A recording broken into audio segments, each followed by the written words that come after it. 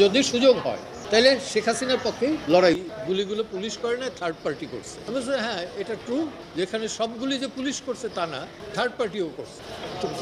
এই সমস্ত বিষয় নিয়ে তারা, এবং সে ধরা পড়ছে কোথায়, সরকারের অ্যাটর্নি জেনারেল একটা সাবমিশন ছিল যে ঝিনাইদহ। আর আমি জানি আওয়ামী লীগ ফিরবে বঙ্গবন্ধুর আদর্শ নিয়ে। এই বাংলাদেশ আওয়ামী লীগ না থাকলে আমরা বাংলাদেশে কথা বলতে পারতাম না, বাংলাদেশটা হতো না।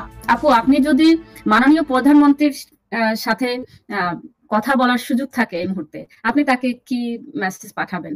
এটা আমার সৌভাগ্য আসলে এই মুহূর্তে মাননীয় প্রধানমন্ত্রীর সাথে জননেত্রী শেখ হাসিনার সাথে কথা বলা।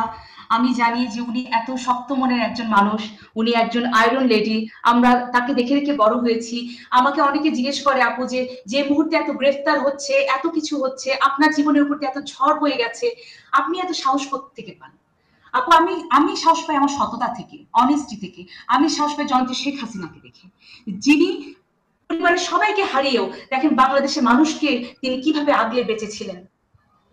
এবং আমি আমাদের জননেত্রী শেখ হাসিনাকে আমি বলতে চাই যে আন্টি, আপনি যদি আমার এই লাইভটা দেখে থাকেন, আমি আপনার কাছে জাস্ট করজোড়ে মিনতি করছি, করজোড়ে রিকোয়েস্ট করছি যে আমাদের দলে যে মুস্তাক গুলো গত 15-16 বছরে ঢুকেছে, বিশেষ করে 2010-এর পর থেকে বাংলাদেশ আওয়ামী লীগ তার আদর্শ থেকে ছিটকে পড়ে যাচ্ছিল, আপনি সেই মুস্তাক গুলোকে ফাইন্ড আউট করেন, এই দানব গুলো থেকে বাংলাদেশ আওয়ামী লীগকে বাঁচান। কারণ আমি জানি আওয়ামী লীগ ফিরবে বঙ্গবন্ধুর আদর্শ নিয়ে, আওয়ামী লীগ ফিরবে তার হারানো ঐতিহ্য নিয়ে।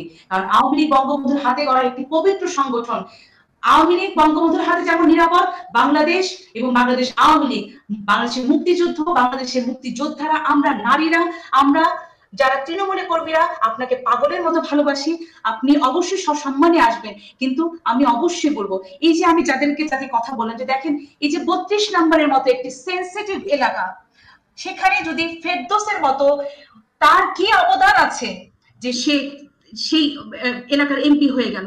সে তো দলের জন্য কিচ্ছু করেনি। আপনি বলেন যে সুবর্ণা মোস্তফা, সে দলের জন্য কি করেছে? ধরলাম কিছু করেছে, এখন চুপ কেন? এখন কেন দলের হয়ে একটা কথা বলছে না? 32 নম্বরের আওয়ামী লীগের কোন ত্যাগী নেতা কর্মী ছিল না? এই ফেরদৌসকে প্রমোট করলো কারা? তাদেরকে বের করেন, সেই সব দানবদেরকে বের করেন, সেই সব সুবিধাভোগী নেতাদেরকে বের করেন যারা আমাদের দলটাকে দুর্নাম করে ফেলেছে। আমাদের দলটার এত সুনাম, আমাদের এই বাংলাদেশ আওয়ামী লীগ না থাকলে আমরা বাংলাদেশে কথা বলতে পারতাম না, বাংলাদেশটা হতো না। এই সব সুবিধাবাদী নেতাদেরকে আপনি খুঁজে বের করেন এবং এদেরকে পানিশমেন্ট দেন। এর নেতৃত্ব যদি থাকেও এদেরকে ফ্রন্ট লাইনে আনবেন না প্লিজ, কারণ এরা ফ্রন্ট লাইনে আসলে তৃণমূলের মনোবল কমে যায়। এই যে দেখেন, যে মুহূর্তে তৃণমূল ঘুরে দাঁড়ানোর চেষ্টা করছে, কিছু কিছু অ্যাক্টিভিস্ট, কিছু কিছু বিতর্কিত, বন্ধ, মানে কলঙ্কিত নেতাদেরকে সামনে নিয়ে আসা, তৃণমূলে কিন্তু মনোবল ভেঙে যাচ্ছে। কারণ বাংলাদেশ আওয়ামী লীগের নেতৃত্বের অভাব নাই, বাংলাদেশের 50% মানুষ আওয়ামী লীগ করে। আমাদের তৃণমূল এত শক্তিশালী, এখনো সুসংগঠিত। এই যে আমি বললাম যে আমাদের বাইরের খাবারের দরকার নাই, আপনার নিজের দলের আদর্শিক কর্মীদের, এই যে তৃণমূল কর্মীদেরকে আমাদের মূল্যায়ন করতে হবে।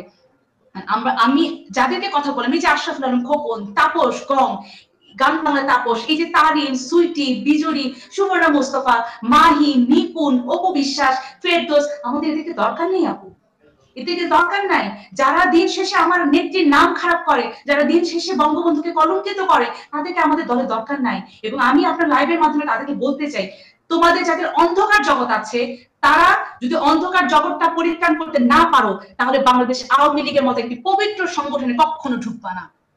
এইসব নায়িকা গায়িকা, যারা তথাকথিত নায়িকা গায়িকা, যারা কলঙ্কিত, যারা অন্ধকার জগৎ এফোর্ড করো, তোমরা কখনোই আমাদের দলে ঢোকার চেষ্টা করবে না। কারণ তৃণমূল কিন্তু আর তোমাদেরকে বরদাস্ত করবে না। কারণ আমাদের নেত্রীর প্রশ্নে আমরা আপোষহীন। জননেত্রী শেখ হাসিনার এতটুকু দুর্নাম আমরা তৃণমূল কিন্তু আর বরদাস্ত করবো না।